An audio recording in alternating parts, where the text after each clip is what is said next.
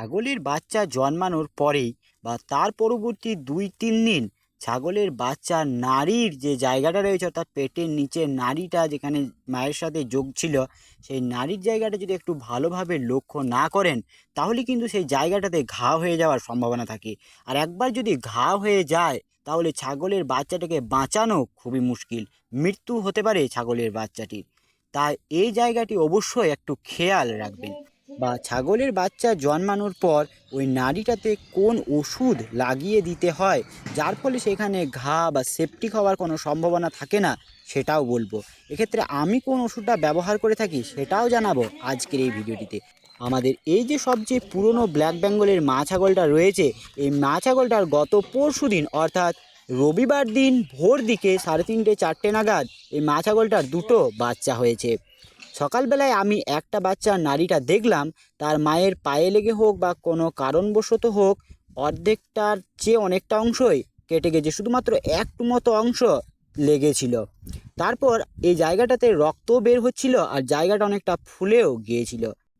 সেই মুহূর্তে আমি এই যে পেন্ডিস্ট্রিন SH এই মলমটা রয়েছে, এই মলমটা লাগিয়ে দিয়েছিলাম।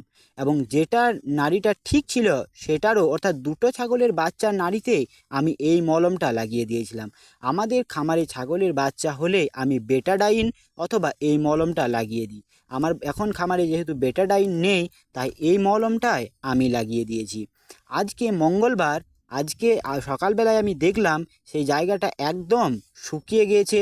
আমি এর আগে দুদিনই এই মলমটা লাগিয়ে দিয়েছিলাম, অর্থাৎ রবিবার সারাদিন সকাল একবার বিকাল একবার দুবার লাগিয়েছিলাম, সোমবারও দুবার লাগিয়েছিলাম, মঙ্গলবার আজ সকালবেলায় একবার লাগিয়ে দিয়েছি।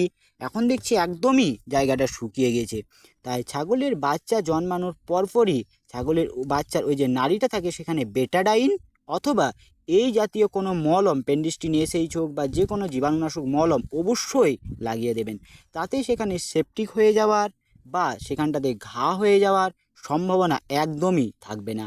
আর যদি না লাগান তাহলে কিন্তু সেখানে ঘা হয়ে যাওয়ার সম্ভাবনা থাকে। আর একবার যদি ঘা হয়ে যায় বা পোকা হয়ে যায়, তাহলে কিন্তু ছাগলের বাচ্চাটাকে বাঁচানো একেবারে মুশকিল, ছাগলের বাচ্চাটাকে বাঁচানো যায় না অনেক ক্ষেত্রে। তাই অবশ্যই বেটাডাইন হোক বা যে কোনো এক প্রকার মলম হোক, অবশ্যই সেই জায়গাটাতে লাগিয়ে দেবেন। আর এই মলমটা লাগিয়ে দেওয়ার পর যদি মা ছাগলটা জিভে করে সেই জায়গাটা চেটেও দেয়, তাও কিন্তু কোনো প্রকার সমস্যা হবে না। আমার খামারের এই যে ব্ল্যাক বেঙ্গলের মা ছাগলটা রয়েছে, এই মা ছাগলটা আমাদের খামারে এই নিয়ে 7 বার বাচ্চা দিল। কোনোবারে 3টে, কোনোবারে 2টো করে বাচ্চা হয়। এর আগের বারে 3টে বাচ্চা হয়েছিল, এবার আবার 2টো বাচ্চা হলো। এই ব্ল্যাক বেঙ্গল মা ছাগলটা সবচেয়ে পুরনো। এই মা ছাগলটাকে আমি প্রথম কিনেছিলাম। এখনও পর্যন্ত বাচ্চার কোয়ালিটি দারুণ হয়, দুধও সাফিসিয়েন্ট থাকে এই মা ছাগলটার। এই মা ছাগলটা আমার খামারের সর্বপ্রথমের ছাগল। আর বাচ্চা দেওয়ার 20 থেকে 25 দিনের মধ্যে এই মা ছাগলটা আবার পুনরায় হেঁটেও চলে আসে। বছরে 2বার বাচ্চা দেয় আমার খামারের এই মা ছাগলটা। আজকের ভিডিওটি কেমন লাগলো অবশ্যই কমেন্ট বক্সে কমেন্ট করে জানাবেন। তার সাথে ছাগল পালন সম্বন্ধীয় যদি আপনার কোনো প্রশ্ন থেকে থাকে সেটাও কমেন্ট করে জানাতে ভুলবেন না। আজকের মতো ভিডিওটি এখানেই শেষ করছি। দেখা হচ্ছে নতুন একটা ভিডিওতে। ততক্ষণে ভালো থাকবেন, সুস্থ থাকবেন। হ্যাঁ, আর যারা আমার চ্যানেলে নতুন, তারা অবশ্যই আমার এই চ্যানেলটি সাবস্ক্রাইব করে রাখতে পারেন।